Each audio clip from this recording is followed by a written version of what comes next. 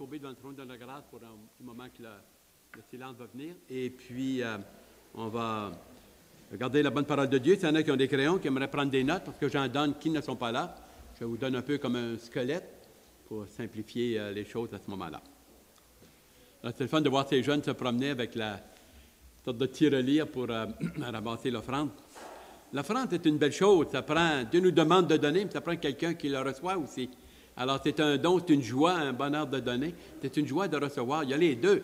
Si l'un, il ne veut pas recevoir ce qu'on donne, ce n'est pas le cas pour Karen, mais je parle pour nous en général, bien, quelqu'un ne pourra pas donner. Alors, c'est un give and take, hein? C'est un ensemble, c'est un ministère collectif, qu'on pourrait dire, dans cette belle œuvre-là. On est dans la joie et c'est vraiment ta famille, Karen.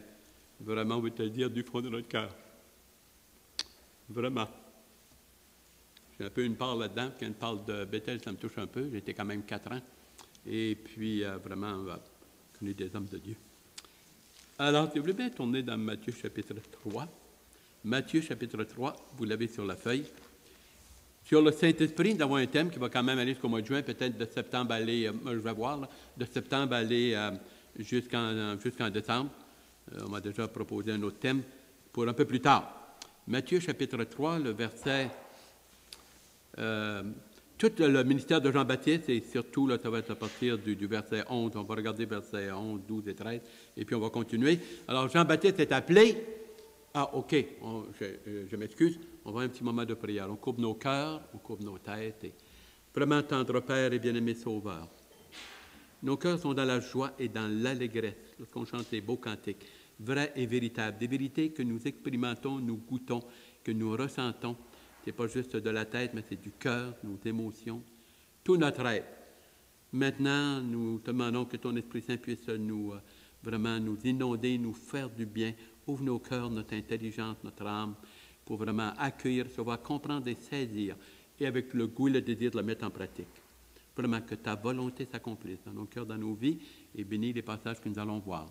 Amen. Amen. Comme je mentionnais, si vous voulez prendre un crayon, pour prendre des notes. Dans Matthieu chapitre 3, alors ça va être le Seigneur qui va se consacrer. Jusqu'à l'âge de 12 ans, il était tranquille. Une fois, il a apparu dans le temple pour commencer à tester un peu les pharisiens. Et plus tard, on le voit sur la scène de l'histoire. Et là, c'est son début de ministère. Il est venu pour cela. Et puis, Jean-Baptiste vient, puis il prêche le baptême de repentance. Repentez-vous, manifestez-le en faisant baptiser par moi, par Jean-Baptiste, envoyé. Il avait été préparé dans le désert pendant bien des années, une trentaine d'années, pas loin. Il y avait 6 mois de différence entre les deux. Et puis, il dit, produisez du fruit digne de la repentance. Parce que là qui venait, le vie n'était pas changé. C'était des religieux, c'était des sortes de sectes, là. Et puis, il n'y avait pas de changement. C'était un courant, tu vas à la gang.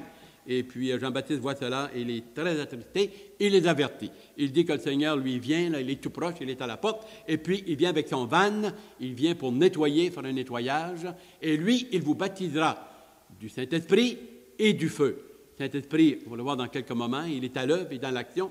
Et puis, du feu, ça peut parler éclairé, ça peut parler, et ça parle aussi de jugement, très souvent. 1 Corinthiens, chapitre 3, le verset 11 à 15, vous l'avez. Alors, le feu, là, c'est vraiment comme par le feu. Et ceux qui vont être testés. Et nous avons dans ce passage, moi, je vous baptise d'eau pour vous donner à la repentance, le verset 11, à la repentance, mais celui qui vient après moi est plus puissant que moi. Je ne suis pas digne de délier les croix de ses chaussures. Il est dit dans Jean 3, le verset 30, il faut qu'il croisse et que je diminue. Jean 3, 30. Et puis, on continue ici. Lui, il vous baptisera du Saint-Esprit et de feu. Il a son van à la main, il fait son nettoyage, et puis il amasse, et il avertit très, très sérieusement. Le verset 13. Alors Jésus vient de la Galilée au Jourdain vers Jean pour être baptisé par lui. Et Jean, quand il voit ça, les pécheurs, les repentants, vraiment la masse qui venait, tout ça, puis il voit Jésus-Christ venir à lui. Il avait déjà été d'ailleurs avisé, on va le voir dans quelques moments, dans Marc chapitre 3, 28 à 30. Et nous voyons que il veut pas, il dit, écoute, c'est moi qui ai besoin d'être baptisé, de m'identifier avec les pécheurs, puis toi tu viens loin de toi, Seigneur, puis il est mal à l'aise. Puis le Seigneur dit, un instant, il faut faire ce qui est juste. Et des fois, Dieu dit, ça veut dire quoi? Il faut faire ce qui est juste, ce qui était annoncé dans l'Ancien Testament. Nous le verrons un peu plus tard, plusieurs passages dans l'Ancien Testament où nous voyons que alors son oint, le Messie, alors serait, on peut dire, initié par un signe venant du ciel du Saint-Esprit. Il continue dans le passage. Ensuite, les deux vont dans l'eau. Le baptême, c'est dans l'eau. Les deux, alors, dans l'eau. Et puis, Jean-Baptiste, évidemment, baptise le Seigneur. Et puis, dès que Jésus, versets 16 et 17, dès que Jésus eut été baptisé, il sortit de l'eau. Et voici les cieux s'ouvrir. Très intéressant. S'ouvrir, là, le vrai mot, c'est les cieux se déchirèrent. C'est le mot déchirer. Hein, déchirer, big deal, c'est quoi cette affaire-là? Quand on retourne dans Matthieu 26, et quand le Seigneur, et lorsqu'il est mort, la Bible dit que le voile du temple se déchira d'en haut jusqu'en bas, montrant que ça venait du ciel. Et le mot c'est déchirer, c'est le même mot. C'est le même mot, déchirer. Là, jusqu'à ce moment-là, il y a les cieux qui s'ouvrent pour faire un travail de grâce dans la personne de son Fils. Et quand il meurt, Dieu dit alors que maintenant, le voile qui séparait, tu avais le lieu saint et le lieu très saint, puis il y avait un voile très épais, il est déchiré pour montrer maintenant que Dieu est accessible. Il est parlable. Le Fils de Dieu règle quelque chose d'extraordinaire. N'oublions pas, jusqu'à la venue du Fils de Dieu, Dieu avait le dos tourné, si on peut dire, d'un sens à l'humanité et l'humanité à Dieu, à travers Adam et Ève, là, puis l'humanité. Là. Et Dieu avait quelque chose à régler, tant pour lui-même que pour l'humanité. Un cœur d'amour. Alors, il voulait avoir vraiment être en communion avec ses enfants, ses créatures, à son image et à sa ressemblance. On dit souvent, je ne sais pas pourquoi que Dieu m'aime. Hey! Il faut le savoir. Parce qu'on est à son image et à sa ressemblance. Il a investi là, dans l'être humain. Là. Il y a une correspondance, il ne faut pas l'oublier. Il y a une correspondance. Il y a sa crédibilité. Et Dieu m'aime parce que Dieu s'aime. Hein? Dieu s'aime? Oui. Dieu s'aime. Et c'est pour ça qu'il aime sa créature. Et c'est pour ça que Dieu a dit, Dieu était en Christ, réconciliant le monde avec lui-même. Et se réconciliant également. Ouvrant son cœur, est incapable de pardonner, tout en étant et restant juste. Juste. Alors, nous avons essayé de passer. Là que Jésus était baptisé, sorti, et voici les cieux s'ouvrir, et l'Esprit vint, l'Esprit de Dieu vint et descendit comme une colombe et venir sur lui. Et voici une voix se fit entendre des cieux ces paroles. Celui-ci est mon Fils bien-aimé en qui j'ai mis toute mon affection. Toute mon affection. Nous avons dans Marc chapitre 3 un peu la même chose. Marc chapitre 3 où il dit qu'il l'a vu. Disons le Seigneur. Dans Jean 1, le verset 32, excusez. Jean 1, le verset 32 à 34. Je tourne pour vous. Jean chapitre 1, verset 32 à 34. Jean rendit ce témoignage. J'ai vu l'Esprit Saint descendre du ciel comme une colombe et s'arrêter sur lui. Je ne le connaissais pas, mais celui qui m'a envoyé baptiser d'eau m'a dit, celui sur qui tu verras l'Esprit descendre et s'arrêter, c'est celui qui baptise du Saint-Esprit. Et j'ai vu et j'ai rendu ce témoignage qu'il est le Fils de Dieu. Le Fils de Dieu. Toute une chose, toute une affaire. Dans ce passage, c'est quand même assez extraordinaire. Il est dit dans Hébreux chapitre 1, le verset 9, qu'il était oint d'une huile de joie. Oindre veut dire verser de l'huile. Ou ça peut être, le verser de l'huile symbolisait, lorsque dans l'Ancien Testament, on pense par exemple dans Exode 29, le verset 7, et dans Lévitique 8, 12, si vous regardez cela, où on oignait un roi ou un prophète, ou, disons, le sacrificateur pour un ministère mis à part. Être mis à part, le mot, c'est sanctifié. Quelqu'un qui est sanctifié, où la Bible dit qu'on est des saints, on est des pécheurs déclarés saints, des pécheurs mis à part maintenant, et Dieu commence une nouvelle œuvre et nous met à part pour son service, pour l'aimer, l'adorer, le servir, chanter, donner à son œuvre, proclamer son nom, faire avancer l'Évangile, comme vous faites, comme nous faites, et alors les églises évangéliques, partout sur la face de la terre. Il n'y a pas d'amen, pas vendre la texte, hein? On n'est pas juste une petite gang, une petite poignée, là, des centaines de millions, présentement, nés de nouveau comme vous et moi. C'est extraordinaire. Jean a été témoin, et puis le Seigneur, à partir de là, il a une chose, Golgotha. Gethsemane, il s'en va vers Golgotha. C'est le sacrifice. Il est venu pour cela. Pas marié, pas de femme, pas d'enfant. pour cela, consacré à cela. C'est pour ça qu'il est venu faire vraiment, là, entre les deux, être le pont. Il est dit qu'il y a un seul médiateur entre Dieu et les hommes, Jésus-Christ, homme qui s'est donné pour nous, disons, pour nos péchés. 1 Timothée, chapitre 2, le verset 5, vous avez ça dans le passage si vous prenez des notes. Et puis, là, nous voyons que ce mot-là, oindre, est vraiment l'onction. Et puis, le Saint-Esprit vient. On a ici la Trinité, le Père, la voix du Père, le Fils est dans l'autre, Fils de Dieu, et puis parfaitement Dieu, parfaitement homme, on le verra dans quelques peu plus tard. Et puis, nous avons le Saint-Esprit, la Trinité en même temps. Nous l'avons vu la semaine passée dans 2 Corinthiens chapitre 12, le verset... 2 Corinthiens 13, où nous voyons alors que ça termine par la prière, au nom du, puis il y avait le Père, le Fils et le Saint-Esprit. La Trinité à quelques reprises en même temps. En même temps. Que le Fils qui est visible est toujours. Le Père, il est invisible, et le Saint-Esprit, on peut le voir quand il fait un travail dans nos cœurs et dans nos vies. Christ a été oint du Saint-Esprit pour une œuvre, pour un ministère pendant 3 ans. C'est pour cela qu'il est venu, troisième personne de la Trinité. L'Esprit, on le voit à partir de Genèse, chapitre 1, le verset 3, aller jusqu'à l'Apocalypse, chapitre 22. Il est partout. Le Fils, on peut le voir partout. Le Père, partout. Les trois dans un. Trinité, triunité. Une unité et une unicité. Alors, on ne rentre pas trop longtemps là-dedans ce matin. Il a été également, le Seigneur a été scellé du Saint-Esprit. Scellé du Saint-Esprit. Et on fera remarquer quelque chose qu'un auteur nous disait, un auteur, disons, un théologien, c'est quand même assez remarquable. Et ça, c'est frappant. Ça, c'est frappant. Écoutez bien ça. Ce qui est arrivé au Seigneur, également nous arrive et va nous arriver.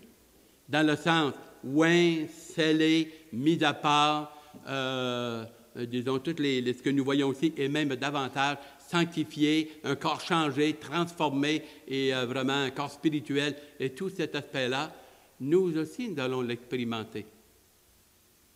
On va l'expérimenter. Et regardez, il est scellé du Saint-Esprit. Nous avons la même chose dans Éphésiens, par exemple. Éphésiens 4, verset 30. Éphésiens 4, verset 30, et des passages semblables où nous sommes scellés du Saint-Esprit. J'aimerais qu'on tourne dans Jean 6, le verset 27 à 29. Jean 6, le verset 27 à 29. Bon, on l'a ici. Travaillez ici dans le passage, Jean 6. Travaillez non pour la nourriture qui périt, mais pour celle qui subsiste pour la vie éternelle, et que le Fils de l'homme vous donnera. Car c'est lui que le Père, que Dieu lui-même. Distinction et tout en étant en union, a marqué de son sceau, scellé du Saint-Esprit. Scellé. La Bible dit que l'enfant de Dieu, il est scellé du Saint-Esprit. Scellé, la même chose que le Fils. Mis à part, la même chose que le Fils. Oint du Saint-Esprit, la même chose que le Seigneur. À cause et par lui, de ce qu'il est et de ce qu'il a fait, de la grâce de Dieu. Nous, c'est une faveur, on ne mérite pas, nous. Immérité. On a ce qu'on ne mérite pas et on n'a pas ce que nous méritons, comme il est dit dans une belle expression, passage. Alors, dans ce passage, que le Père lui a lui-même marqué de son sceau, il lui dit, que devons-nous faire pour faire les œuvres de Dieu? L'œuvre de Dieu. L'œuvre de Dieu, c'est de croire en son Fils, par un acte de foi. Un acte de foi, de confiance et remettre son cœur et vraiment l'état de son âme. J'ai bien aimé ce que j'ai lu dernièrement. C'est quand même assez punché. C'est bien ça.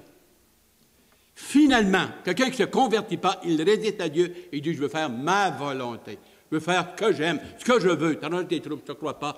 Je veux faire ce que je veux, ma volonté, mon petit moi, clac, clac, clac. Et à la fin des temps, au jugement, le Seigneur va lui dire, fais ta volonté.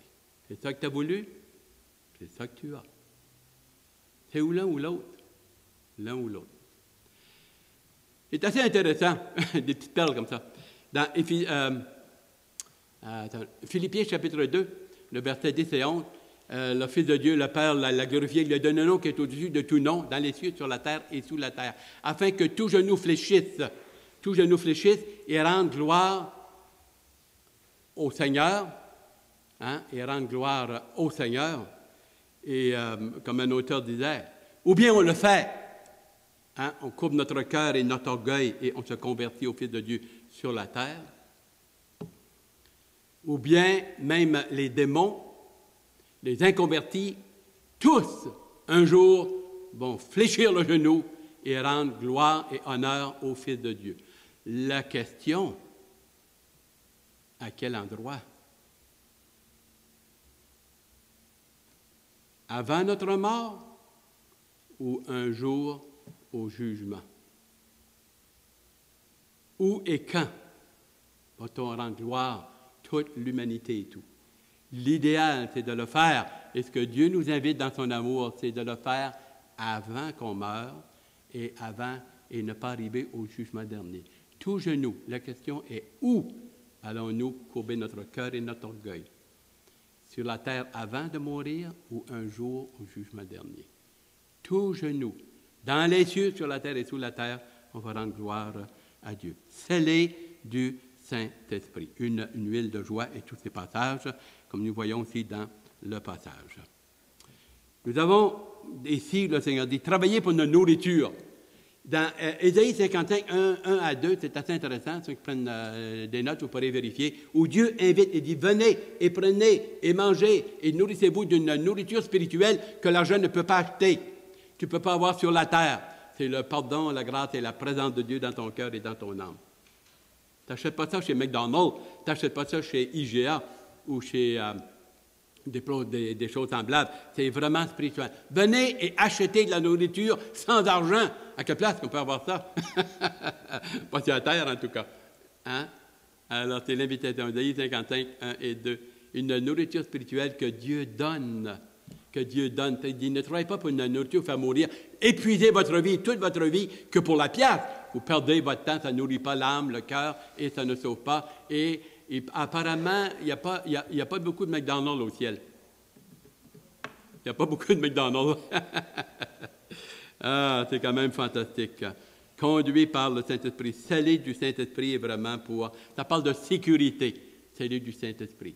Et c'est un sceau que Dieu seul, disons, peut vraiment nous sceller du Saint-Esprit. Et puis, il n'a pas l'intention de briser ce sceau, c'est un sceau éternel. Dieu aime un amour éternel. Le pardon de Dieu est un pardon éternel. La vie que Dieu donne, c'est une vie éternelle. Et la condamnation que Dieu donne, c'est une condamnation éternelle. C'est triste, ça. C'est vraiment de valeur quelqu'un qui meurt sans Dieu, sans espoir, et qui a voulu faire sa volonté toute sa vie. Dieu lui dit maintenant que ta volonté à toi, tu vas la vivre pour l'éternité, pas dans sa présence. C'est sobre, c'est sombre, ça. C'est sobre, très sobre, très, très sobre. C'est pas vous et je veux y croire. Troisièmement, il conduit par l'Esprit Saint. Matthieu chapitre 4, le verset 1 à 12. Si vous voulez, on va regarder ici. C'est lors de, on appelle ça la tentation. Matthieu chapitre 4, le verset 1 à 12. On va accélérer. Alors Jésus fut amené par le Saint-Esprit dans le désert pour être tenté par le diable. Tenté par le diable. Alors, ils ont été tentés dans le désert. Il y avait ça, là, disons, dans Deutéronome, chapitre 8, versets 2 et 3, et dans bien des passages, où nous voyons qu'Israël, et puis, ils voulaient avoir du pain, de la nourriture, et finalement, ils étaient dans le monde par-dessus la tête, sous la domination de Pharaon. Et après que Dieu les a délivrés, là, parce que Dieu les a donné de la manne, c'était un test. Là, ils pleuraient, puis ils disaient, on était bien avec Pharaon, puis on avait de la viande dans nos pots, puis de la grosse affaire semblable et tout.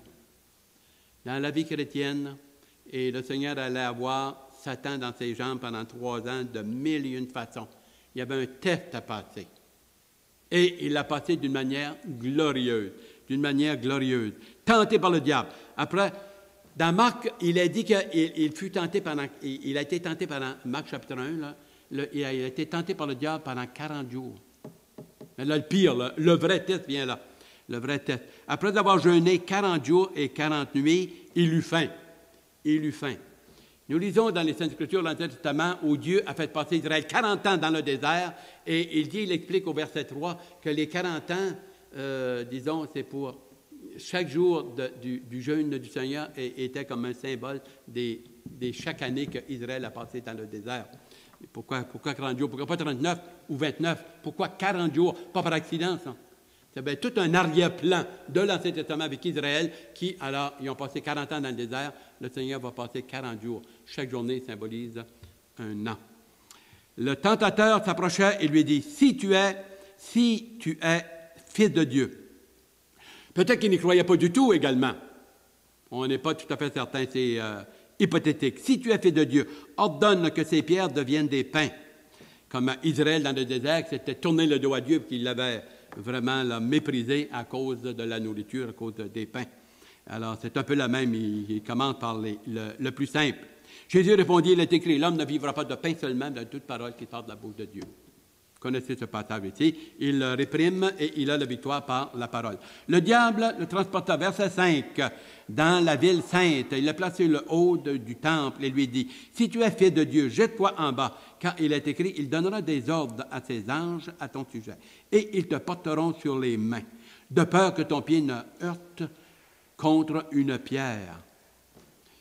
Il est assez fantastique. Le diable prend le psaume 91, le verset 11 et 12, et il l'applique à la mauvaise personne. À la mauvaise personne. Le verset 13 ne dit pas la même chose du tout. C'est un piège. Le diable se sert même des Écritures pour essayer de faire pécher et un piège pour Jésus-Christ. Il le sous-estimait et de loin. Il le sous-estimait et de loin. Vraiment cunning. On a un adversaire d'un monde spirituel diabolique, là, ça existe. Et on ne le voit pas, il est invisible, c'est encore pire. Combattre un ennemi que tu ne vois pas, là, c'est assez spécial, surtout nous, les humains. Alors, il cite un verset biblique. Un verset biblique, et puis au mauvais contexte et à la mauvaise personne pour essayer de le piéger. Dieu va te porter, Dieu d'amour, écoute, tu es le Fils de Dieu. Tu es le Fils de Dieu, prouve-le. Le Seigneur dit, il est écrit, tu ne tenteras pas le Seigneur ton Dieu. Il répond par la parole. Troisièmement, il est écrit, tu ne tenteras pas le Seigneur ton Dieu. Le diable le transporta encore sur une haute montagne élevée, lui montra tous les royaumes du monde et leur gloire. Comment est-ce qu'il a fait pour faire cela? Les royaumes du monde, et dit, si tu m'adores, tu te coupes. Et là, il va loin. Là, il met le paquet. Il met le paquet. Si tu m'adores, tous ces royaumes seront à ta disposition. Petite nouvelle, il l'a volé, c'est un voleur. Il l'a volé avec la chute de l'être humain, de l'humanité. Mais le Seigneur va l'avoir, mais pas de cette façon-là. Pas en se courbant et en se sacrifiant au royaume diabolique de ce monde, comme nous voyons. Et il dit alors, arrière de moi, une fois de plus, il répond par la bonne parole. Et il lui dit, le diable dit, je lui donnerai tous ces royaumes. Si tu te prosternes et tu m'adores, Jésus répondit, retire-toi, Satan, car il est écrit, tu adoreras le Seigneur ton Dieu et tu le serviras lui-même. Et il a résisté. Et le Seigneur lui donne tous les royaumes de la terre, mais vraiment dans le plan du Père. Dans le plan du Père. Les gens se font mourir à sa part de la terre pour être riches, pour avoir de l'argent, pour avoir ci, pour avoir ça. Le Seigneur dit, à la fin, les royaumes et les enfants de Dieu en partie, on va régner sur des royaumes. Israël va régner sur la terre, la petite gang parce qu'ils vont passer par la grande tribulation, les 2 tiers vont mourir. Vous avez ça dans Zacharie 10 et Zacharie 12 et 14. Vous pourrez le regarder. Mais les enfants de Dieu disent que nous sommes co-héritiers de Dieu et co-héritiers de Christ. Et la Bible nous dit qu'un jour, presque, je ne dirais pas un club sélect, mais spécial, qui est l'Église, ça nous échappe un peu. Pendant 1000 ans. Après ça, alors, l'Église, Israël, les racheter, on va alors fusionner pour entrer dans une famille encore plus large éternellement. Mais pour un temps, les enfants de Dieu, on va avoir une position spéciale, très spéciale avec Jésus-Christ. Il va venir régner sur la terre et sur des royaumes avec un corps physique. Alors, il va nous déléguer des responsabilités, des devoirs et des privilèges énormes. Ça nous échappe, ça nous dépasse. C'est incroyable. Et alors, le diable, il proposait quelque chose d'hypothétique là, par en arrière, en dehors de la volonté du plan de Dieu. Il avait été consacré pour aller et pour mourir et établir la paix entre Dieu et l'humanité. Et le diable voulait court-circuiter. Et c'est ce qu'il fait aujourd'hui. C'est ce qu'il fait aujourd'hui. C'est ce qu'il fait. Ça n'a pas marché parce qu'il était scellé du Saint-Esprit, rempli du Saint-Esprit, dirigé par l'Esprit Saint. Par l'Esprit Saint. Parfaitement homme, dirigé par l'Esprit Saint. On continue. Il fut conduit par l'Esprit Saint. Et puis, alors le diable le laissa, et voici des anges vinrent auprès de lui et le servirent. Bien des passages nous disent cela. Quatrièmement, il accomplit ses miracles par le Saint-Esprit. Nous avons ici accompli des miracles par la puissance du Saint-Esprit et le pardon. J'aimerais qu'on regarde très brièvement, moi je ne vois pas trop l'heure, très brièvement, je n'ai pas ma montre. Et ici, c'est assez fantastique. C'est un texte, c'est vraiment le péché contre l'esprit, le péché impardonnable. Matthieu chapitre 12, versets 1 à 12, s'il vous plaît. Matthieu 12. Bon, en ce temps-là, Jésus traversa les champs de blé, puis il continue, et ce que le Seigneur fait dans le passage, il fait une guérison quand on continue dans le chapitre 12, et il guérit alors des aveugles, un en particulier. Et là, les pharisiens, là, ils n'en peuvent plus, là, ils le combattent, et c'est vraiment quand même assez fantastique. À partir du verset 22, on amena un démoniaque aveugle et muet et probablement sourd. Et le Seigneur le guérit, de sorte que le muet parlait et voyait. Miracle spectaculaire. Tellement spectaculaire que, tant dans l'Ancien que le Nouveau Testament, jamais homme n'a guéri un aveugle-né. Jamais. Jamais. Jamais. Et dans le psaume 146, le verset 7 à 9, vous pourrez le regarder, je vous le donne. Psaume 146, 7 à 9, il dit qu'il ouvrirait les yeux des aveugles, il pourvoirait alors aux veuves, il guérirait les boiteux, tout ça. Le Seigneur a fait cela devant les scribes, les pharisiens, les orgueilleux, toutes sortes de sectes. Et là, ça n'avait plus de bon sens, il n'était plus capable de l'endurer, il voulait sa mort. Toute la foule, étonnée, disait « Hey, ça serait-il le Messie, ça? » C'est quand même bon, c'est quand même vrai, hein? Pourquoi? Parce qu'avant, dans l'Ancien, c'était dit que le Seigneur Yahvé avait dit que son Messie, son oint, il ferait ces miracles-là. Il vient, il les fait. Et il ouvre les yeux des aveugles, ils ont dit. Ils furent étonnés, renversés. Jamais qu'on a vu ça dans tout Israël, dans toute l'histoire d'Israël. Problème. Les pharisiens, ayant entendu cela, dirent « Cet homme ne chasse les démons que par Béelzébul, le prince des démons. » Comme Jésus connaissait leur pensée, il leur dit « Tout royaume qui est divisé par lui-même ne pourra pas subsister. Écoutez, là, allumez un petit peu, là. Satan va chasser Satan ou les démons. Écoutez, ça n'a pas d'allure, votre affaire. » Et dans votre théologie, vous dites que vous avez des exorcistes ou, parmi les Juifs qui chassent des démons. Si vos fils chassent les démons par les démons, eux autres aussi sont remplis de Béelzébul. Ça ne marche plus, votre affaire. Ils les coincent, ils sont peinturés dans le coin. Ils continuent. Si Satan chasse Satan, il est divisé contre lui-même. Comment donc son royaume subsistera-t-il? Et moi, si je chasse les démons par Béelzébul, vos fils, par qui les chassent-ils? C'est pourquoi ils seront eux-mêmes vos juges. Mais si c'est par l'Esprit de Dieu, verset 28, l'Esprit de Dieu, que je chasse les démons, le royaume de Dieu est donc venu vers vous. Là, ils ont des problèmes. Ils ont des problèmes, là, vraiment, là, ils sont vraiment faits. Ou comment quelqu'un peut dire qu'il va entrer dans une maison, qu'il va vider la maison, s'il ne prend pas en charge et qu'il n'est pas plus fort que le propriétaire dans la maison. Il doit le prendre, le lier, le maîtriser, le dépouiller, le voler, puis s'en aller. Bon. Ensuite, c'est pourquoi, je vous le dis, tout péché et tout blasphème sera pardonné aux hommes, mais le blasphème contre l'Esprit Saint, ne sera point pardonné. Dans Marc 3, le verset 28 à 30, ça dit « Ni dans ce monde, ni dans le monde à venir. » Ni dans le monde à venir. Elle continue. « Quiconque parlera contre le Fils de l'homme lui sera pardonné, mais quiconque parlera contre le Saint-Esprit ne sera pardonné, ni dans ce siècle, ni dans le siècle à venir. » péché impardonnable. Parmi les théologiens, ceux qui sont vraiment versés dans la parole, dans le grec, l'hébreu, dans toutes les langues sémitiques et sémantiques, vont dire ceci. Il semblerait, selon leur explication, parce qu'elle est bonne, c'est qu'un chrétien ou quelqu'un qui pense qu'il a commis le péché contre le Saint-Esprit, puis qui a peur, puis qui est troublé par ça, est une des preuves qu'il ne l'a pas fait. Ça serait ça, il n'y a qu'eux autres. Pourquoi? Ils avaient le Fils de Dieu devant eux. Il fait des miracles, il est annoncé que lui seul, le Messie, pourrait faire.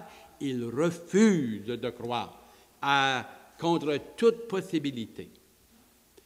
Le Seigneur dit, celui qui blasphème ou qui vraiment est très rough contre moi-même, il va être pardonnable. Mais ce que vous êtes en train de faire, vous êtes en train de sceller votre destinée éternelle pour toujours. En disant que moi, ce que je fais, c'est par la puissance de Satan. C'est de donner gloire à Satan, le mérite à Satan, qui revenait à Jésus-Christ et au Saint-Esprit. Et au Saint-Esprit. Il le voyait, lui, physiquement. Et nous, ça fait 2000 ans, le Seigneur ne le voit pas physiquement. Alors, des fois, il y en a qui vont douter avant d'être sauvés ou après, ou en tout cas. Mais eux autres, ils étaient confrontés, solides. Ils étaient bouche bée. Ils n'avaient plus de réponse. Et ce qu'ils ont fait, ils ont bouché des oreilles, tapé des pieds, puis on dit, peu importe, on le veut crucifier. Il dit, pourtant, le Saint-Esprit est parmi vous et il fait des miracles visibles que vous voyez, que vous n'êtes pas capable de nier. Ils étaient vraiment. Et le Seigneur aurait aimé qu'ils se convertissent et ils ne l'ont pas fait. Ils ne l'ont pas fait. Rempli du Saint-Esprit, il est dit dans Jean 3, le verset 34, que le Seigneur aime le Fils et lui a remis toutes choses et également, il l'a rempli de l'Esprit Saint sans mesure. Sans mesure. Éphésiens 5, verset 18 dit, « Soyez remplis du Saint-Esprit. » Nous, être remplis du Saint-Esprit et le Seigneur être rempli du Saint-Esprit sans mesure, il y a une différence. Si j'ai un vase et puis que je le remplis, le vase est rempli. Mais si j'ai quelque chose qui est illimité, pratiquement infini et qui est rempli du Saint-Esprit, c'est plus pareil. Ça n'a plus la même dimension.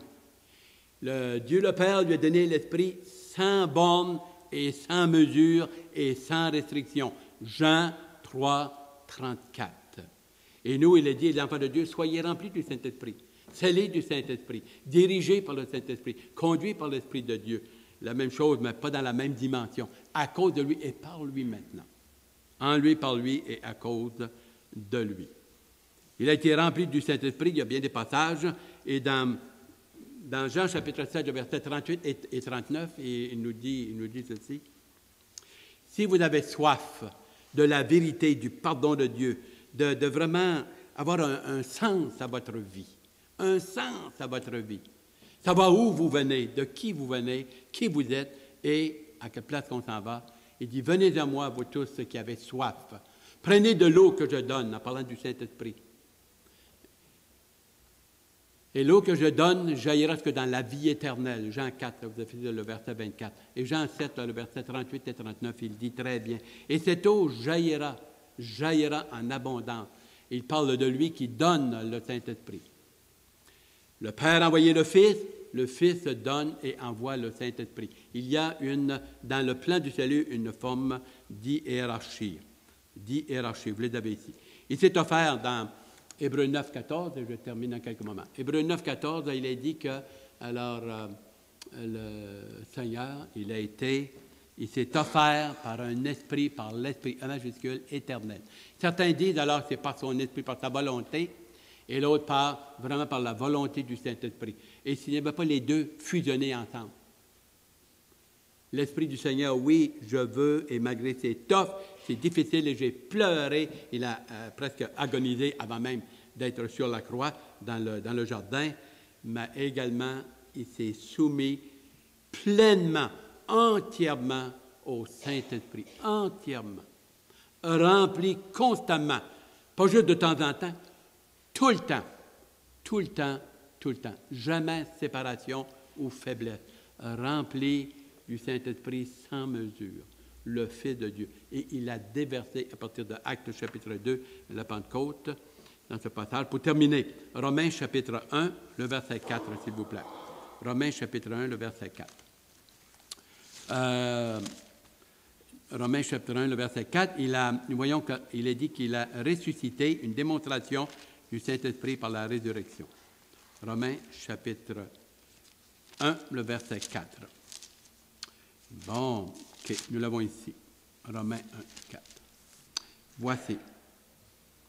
Il a été déclaré Fils de Dieu avec puissance, selon le Saint-Esprit, l'Esprit de sainteté, par sa résurrection d'entre les morts, Jésus-Christ, notre Sauveur. Dans sa résurrection, le Saint-Esprit est impliqué. Dans sa mort, le Saint-Esprit est impliqué. Dans sa conception virginale, le Saint-Esprit a vraiment... Et c'est la façon par laquelle Dieu a contourné la nature pécheresse. Il n'a pas passé par Joseph, par un homme. Certains auteurs pensent que le péché est vraiment là, passe par l'homme, par la semence de l'homme. Alors, le contournant, vous avez vu ça dans le psaume 69, le verset 9, « Les fils de ma mère », il n'a pas dit « les fils de mon père », « les fils de ma mère », Joseph, alors, était son père adoptif.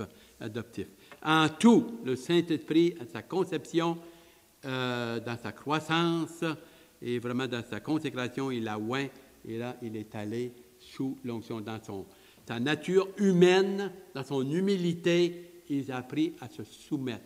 L'obéissance, l'humilité, et vraiment laisser l'Esprit de Dieu gouverner amplement, entièrement et totalement sa vie, du commencement de sa naissance jusqu'à la fin. L'obéissance.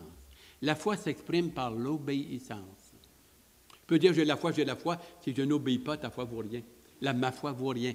La Bible dit que c'est par l'obéissance. L'obéissance. Et il est dit dans Acte 2, 24 qu'il était impossible qu'il voie la corruption. Acte chapitre 2, le verset 24. Impossible qu'il voie la corruption. Le même Saint-Esprit en toi, en moi et en nous. L'Esprit de sainteté veut produire en nous maintenant de plus en plus nous mettre à part et de plus en plus ressembler au Seigneur Jésus. C'est pas fantastique, ça? C'est pas extraordinaire? Hein? Il est en toi, il nous a scellés, baptisés, nés de nouveau, mis à part, et vraiment un jour être full béni par lui. Et le peuple de Dieu répondit, Amen, qu'il en soit ainsi. Père Sauveur, que toute la grâce, la louange te revienne. Merci pour la Trinité. Le Père, nous sommes tes enfants, tu nous as conçus dans ton plan et dans ton cœur. Le Fils a accompli et a payé le prix et a été capable d'unir, on peut dire, la question du Père et de l'humanité par ton sacrifice glorieux et éternel. Et l'Esprit Saint est venu nous éclairer, l'appliquer et nous former une belle famille de Dieu. Comme il dit dans le cantique, tout heureux, j'appartiens à la famille de Dieu. Merci du fond de notre cœur. Merci Seigneur.